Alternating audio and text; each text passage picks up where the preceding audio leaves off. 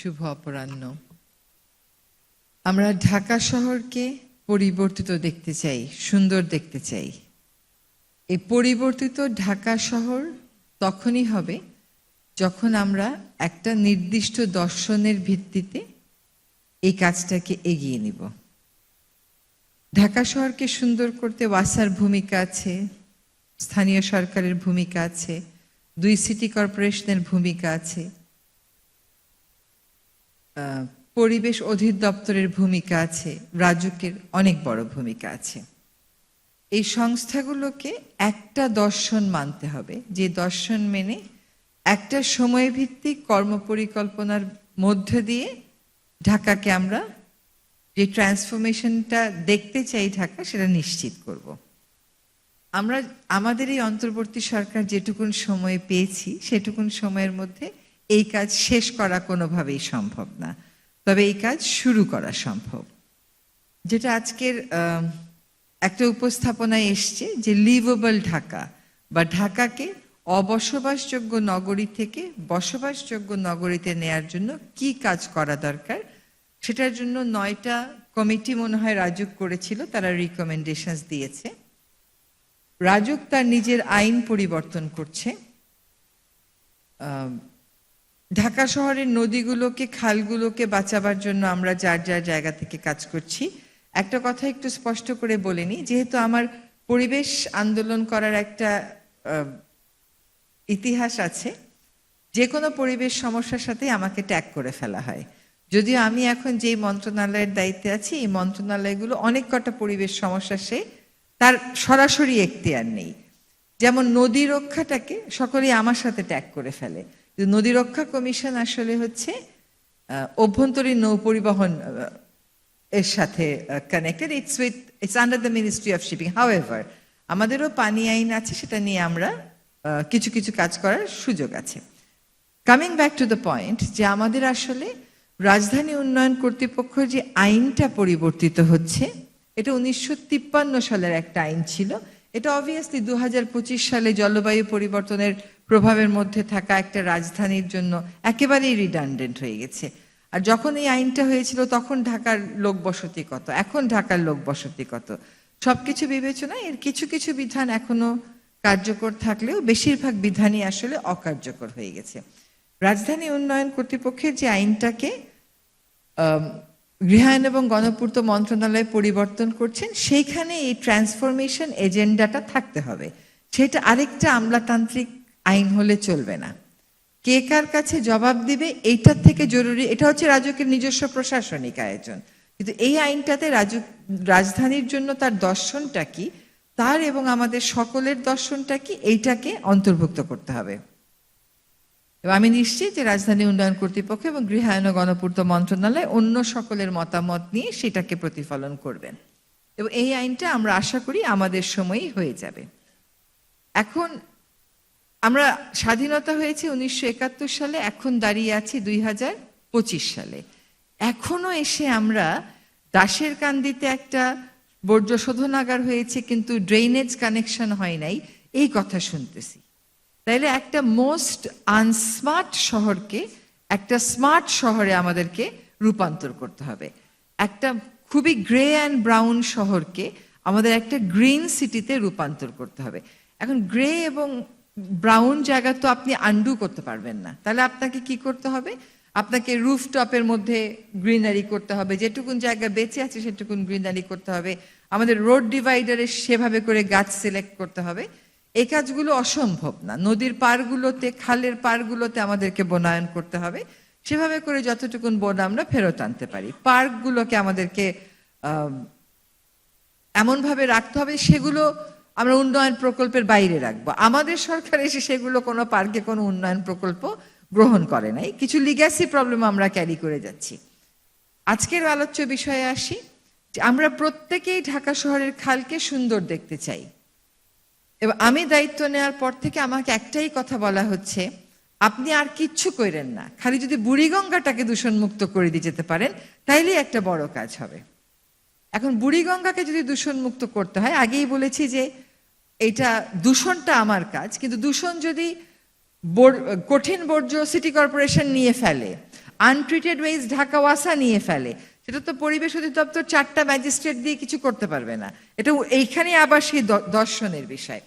তো আমি কাজটা শুরু করতে গিয়ে দেখলাম যে এমনকি চীনা প্রতিনিধি দলও বাংলাদেশে আসলো, তাদেরকেও বুড়িগঙ্গা দেখালাম। দেখা গেল যে অন্য সব কাজের তুলনায় বুড়িগঙ্গাটাকে রক্ষা করা আসলে সবচাইতে কঠিন কাজ। এত বছর আমরা এত নষ্ট করেছি এটাকে। ধরেন বুড়িগঙ্গার তলদেশ থেকে আপনি পলিথিনগুলো তুলবেন, এগুলো রাখবেন কোথায়? এটারই তো উত্তর কারো কাছে নাই। আমরা সবাই নদীগুলোকে দেখতে চাই খুব সুন্দর, এবং আজকে একটা প্রেজেন্টেশনে জাপান থেকে দেখানো হলো যে একসময় জাপানের নদীগুলোও এরকম ছিল, তারপরে তারা এগুলোকে ক্লিন করেছে। কাজে বুড়িগঙ্গা যতই কঠিন হোক, এটাকে পরিষ্কার করা সম্ভব। কিন্তু সম্ভব হতে হলে বুড়িগঙ্গাতে যেই খালগুলো দিয়ে বর্জ্য যায়, সেই খালগুলোকে পরিষ্কার করতে হবে। যেই খালগুলোতে আপনার আমার বাসা থেকে বর্জ্য যায়, সে আপনার আমার বাসার থেকে বর্জ্যগুলো খালে পড়া বন্ধ করতে হবে, তাইলে খাল থেকে নদীতে পড়া বন্ধ হবে। এটা যদি আমরা করতে না পারি, তাহলে আমরা কেউই খাল পরিষ্কার হোক এই প্রত্যাশা করার আইনগত অধিকারও হয়তো রাখি না। আপনি আপনার বর্জ্য কই যাবে সেটা ঠিক চিন্তা করবেন না, শুধু আমাদেরকে বলবেন যে পরিষ্কার করে দাও, তা কিন্তু হবে না। এবং পরিষ্কার করার কাজ কিন্তু আমরা এসে একটা কাজ হাতে নিলাম, ব্লু নেটওয়ার্ক। আমরা বললাম যে আমরা প্রকল্প নেব না, আমাদের হাতে খননের যা যা টাকা আছে সবাই সবার পট থেকে একটু কন্ট্রিবিউট করে আমরা চেষ্টা করব। এবং সেখানে দেখা গেল যে খালগুলো আমরা খনন করে সারলেও 2 মাস পরে আবার স্লাগ জমে যাচ্ছে। ঢাকা শহরে যারা উচ্চবিত্ত আছেন, উচ্চ মধ্যবিত্ত আছেন, আজকে যে সমস্যার সমাধানটা দেখানো হলো, সেই সমাধানটা আপনাদের জন্য এনশিওর করা কোনো কষ্টের ব্যাপার বলে আমি একেবারেই মনে করছি না। ঢাকা শহরের আশেপাশে যে সমস্ত ইন্ডাস্ট্রিগুলো আছে, হসপিটালগুলো আছে, কমার্শিয়াল এস্টাবলিশমেন্টগুলো আছে, তাদের জন্য এটা আদৌ কোনো কঠিন কাজ বলে আমি একেবারেই মনে করছি না।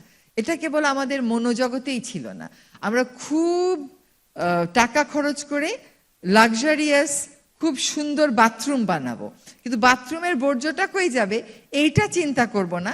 এটা জাতিগতভাবেই আমরা একসাথে চিন্তা করিনি, আজকে জাতিগতভাবেই আমাদেরকে এটা একসাথে চিন্তা করতে হবে। জাপান কি করলো? এই কাজটা শুরু করে দিল। সে আমার নদী অপরিষ্কার, এখন দেখেন শ্যামপুর আজকে কত বছর যাবৎ দূষণ করে যাচ্ছে। শ্যামপুরে যদি আপনি যান, দেখবেন এখানে প্রায় 50টা 43টা মতন ইন্ডাস্ট্রি আছে ডাইং করে। এটা ওদের অধিকার হয়ে গেছে যে কিছু শ্রমিককে ওরা নিয়োগ দিয়েছে বলে ওরা ডাইং এর আনট্রিটেড ওয়েস্ট বুড়িগঙ্গায় ফেলবে, এবং এটা সরকারের দায়িত্ব ওই আনট্রিটেড ওয়েস্ট পরিষ্কার করা। এটা তো হইতে পারে না। আপনি বুঝলাম আপনাকে যখন পরিবেশ আইন হলো তার আগে আপনি এসছেন, কিন্তু তারপরে তো আপনি এত বছর সময় পেয়েছেন, আপনি কেন কমপ্লাই করবেন না? তো জাপান যে কাজটা করেছে সেই কাজটাই আমাদেরকে করতে হবে, ভিয়েতনাম যে কাজটা করেছে সেই কাজটাই আমাদেরকে করতে হবে, ইন্ডিয়া যেই কাজটা করছে সেই কাজটাই আমাদেরকে করতে হবে, শ্রীলঙ্কা যেটা করেছে সেটাই আমাদেরকে করতে হবে in terms of sewage management. যদি আমাদের পাশের দেশগুলো একই রকম আর্থসামাজিক বাস্তবতায় থেকে এই সমাধানগুলোকে এমব্রেস করতে পারে, তাহলে আমরাও এই সমাধানগুলোকে এমব্রেস করতে পারবো। আমাদের এখন আমাদের চিন্তা করতে হবে যে এই জিনিসটা আমরা কেমন করে আইনগতভাবে বাধ্যতামূলক করতে পারি, এবং সেখানে রিহাবের মতন এন্টিটিকে কিন্তু এগিয়ে আসতে হবে। যতক্ষণ পর্যন্ত আপনারা এই নির্মাণ কাজে এই জিনিসটা এনশিওর না করেন, ততক্ষণ পর্যন্ত আর খাল দূষণ মুক্ত করেন এই দাবি তোলাটা ঠিক না। আমাদের যেরকম সেন্ট্রাল এসটিপি থাকতে হবে, আমাদের সেরকম রিজিওনাল এসটিপি থাকতে হবে, আমাদের সেরকম উৎস থেকে এই বর্জ্যটাকে পরিশোধিত হয়ে যেন আসে সেটাকে নিশ্চিত করতে হবে। এটা যদি কাজটা আমরা আজকে শুরু করি, জাপানে how long did it take for the river to be cleaned in Japan? The river to be cleaned in Japan, how long did it take? 30 years। তো এখন আমাদের তো লাহুকুম ফায়াকুন, আজকে বললাম আজকেই করে দেন, এটা তো হবে না। আমাদের এই প্রকল্পটা পর্যায়টা প্রসেসটা শুরু করতে হবে। আমরা এখন লিগ্যাল কভারেজ দিব, আমরা ফেজে এটা আমার চিন্তার বিষয় না, রাজুক এবং ওয়াসা চিন্তা করবে যে ফেজে এটাকে তারা ইমপ্লিমেন্ট করবে।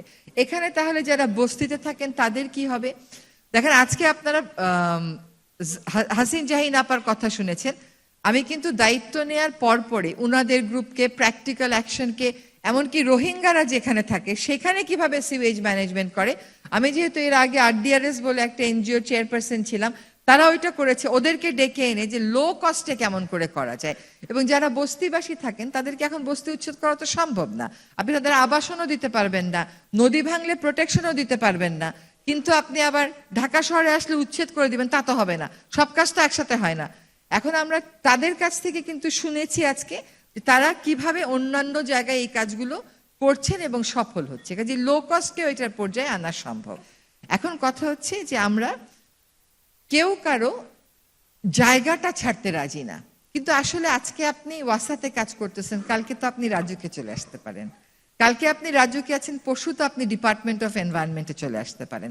সবচেয়ে ইম্পর্টেন্ট হচ্ছে আপনি যখন রিটায়ারমেন্ট করে বাজারে যাবেন বাজার করতে, আপনার যদি একটা পরিচয় থাকে যে ঢাকা শহরের এই সমস্যাটাকে আপনি সমাধান করে দিয়ে আসছিলেন, তা আপনি রাজুকেই থাকেন না কেন, ওয়াসাতেই থাকেন না কেন, সিটি কর্পোরেশনে থাকেন না কেন, ডিওইতেই থাকেন না কেন, এইটাই হচ্ছে আমাদের আসল কাজ। আমরা কোন প্রতিষ্ঠানে আছি সেই প্রতিষ্ঠানের ম্যান্ডেটটাকে আমরা বড় করে দেখব।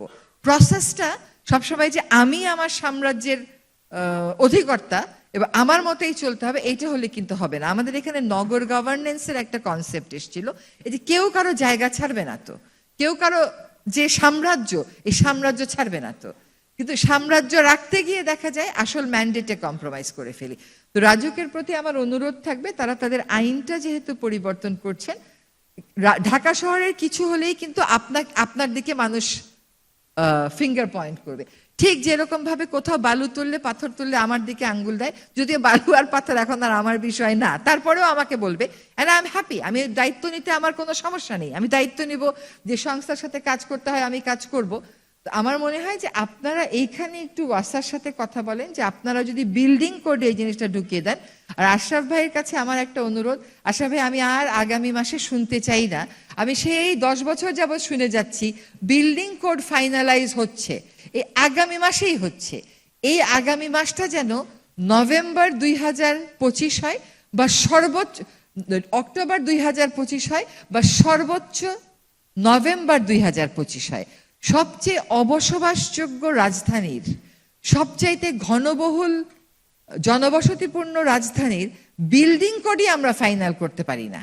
এটা যদি রিহাব না মানে মানবে না, যদি অন্য কোনো সেক্টর না মানে মানবে না। আপনারা রেগুলেটর হিসেবে যা করার আপনারা তা করবেন, স্টেক হোল্ডারদের মতামত নেবেন, কিন্তু তার জন্য যে আপনারা ব্যবসায়ীরা কি বলবে সেটার দিকে তাকিয়ে থাকবেন, এইটা কিন্তু হবে না।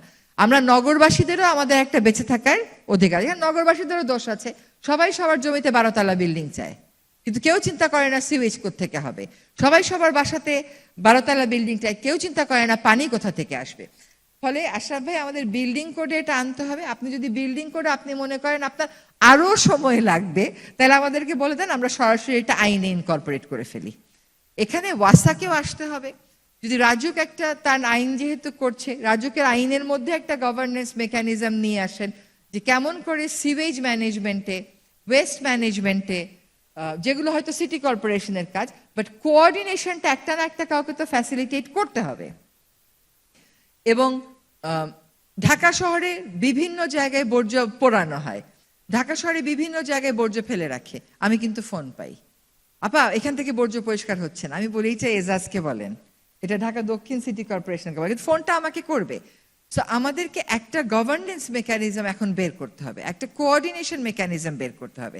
তো to conclude I would say যে সমস্যার চারপাশে ঘোরার আর সময় নাই, এখন সমাধান করতে হবে। আজকের দিনটা ব্যতিক্রমী যে আজকে আমরা সমাধানের কথা শুনেছি, যেহেতু আজকে আমরা সমাধানের কথা শুনেছি, আমি সারাদিন নদী ড্রেজিং করলেও কিছু হবে না, আমি সারাদিন খাল ড্রেজিং করলেও কিছু হবে না, যদি আবর্জনা ব্যবস্থাপনা এবং সিওয়েজ ব্যবস্থাপনা একই সাথে সাইমালটেনিয়াসলি আমরা ঠিক না করি। আজকে আমরা সিওয়েজ ব্যবস্থাপনায় হাত দিয়েছি, আমরা আজকে ধারণার কথা শুনেছি, এই ধারণাগুলো কিন্তু কেবল ধারণা না, এই ধারণাগুলো কাজ করছে, বিভিন্ন দেশে কাজ করছে, আমাদের দেশেও এটাকে কাজ করাতে হবে। 12টা ফ্ল্যাট আছে এমন একটা বিল্ডিং এ, যদি আপনার 20 লাখ টাকা লাগে এটা ইনস্টল করতে, আপনি 12টা ফ্ল্যাটে ভাগ করে দেন টাকাটা, এটা পারা যাবে না, এটা কিন্তু আমরা মনে করি না। কি সময়ের মধ্যে আমরা এটা করব, কোন এলাকাগুলোকে আমরা প্রাথমিকভাবে টার্গেট করব, এইগুলো যদি আমরা ওয়ার্কআউট করে ফেলতে পারি তাহলে আমি মনে করি এই রাজুকের যে আইনটা হচ্ছে এখানে একটা লিগ্যাল কভারেজ দেওয়া যায় এবং সেখানে বাস্তবায়নের দায়িত্ব হয়তো ঢাকা ওয়াসা নিয়ে নিতে পারে, যে প্রত্যেক হাউস হোল্ডে রাজুক যদি ম্যান্ডেটারি করে দেয়, এটা বাস্তবায়ন হচ্ছে কি হচ্ছে না এটা ঢাকা ওয়াসা, খাল রক্ষার দায়িত্বে আছেন সিটি কর্পোরেশনরা এবং রাজধানী উন্নয়ন কর্তৃপক্ষ ম্যান্ডেটারি করবে, তারা এলাকা ভাগ করে নিয়ে নেক, কারণ আমাদের তো জনবল নাই, রাজুকেরও অত জনবল নাই, ওয়াসারও অত জনবল নাই, সিটি কর্পোরেশনের নাই, ডিপার্টমেন্ট অফ এনভায়রনমেন্টেরও নাই, আমরা সবাই ভাগ করে নেব মনিটরিং এর কাজটা। সো এই গভর্নেন্স মেকানিজমে আসতে হবে। আই জাস্ট হোপ যে আর বেশি সময় আমরা নষ্ট না করি, অনেক সময় পার হয়ে গেছে, 54 years have passed without the capital having any effective sewage management system. এটা তো একটা অসম্ভব ধারণা, এবং আমরা বলছি যে আমরা নিম্ন আয়ের দেশ থেকে মধ্যম আয়ের দেশে যাব। আমি কোনো মধ্যম আয়ের দেশ ভাই এমন চিনি না যেখানে সিওয়েজ ডেভেলপমেন্ট সিস্টেম নাই, সিওয়েজ ম্যানেজমেন্ট সিস্টেম নাই, কিন্তু ওরা মধ্যম আয়ের হয়ে গেছে। এটা হয় না। আপনাকে মধ্যম আয়ের হতে হলে আপনাকে সভ্যতার কিছু মাপকাঠিতেও পাশ করে আসতে হবে। তো আমি রাজুককে অনেক ধন্যবাদ জানাই, আজকে যারা এটা অর্গানাইজ করেছেন, যারা স্পন্সর করেছেন, যারা পার্টিসিপেট করেছেন, সকলকে ধন্যবাদ জানাই। এই আগামী 2-3 মাসটা আমরা এই জিনিসটাকে ওয়ার্কআউট করে ফেলবো, মডেল ডেভেলপ করে ফেলবো সকলে একসাথে, এবং তারপরে we start implementation on a time bound action plan. সকলকে ধন্যবাদ।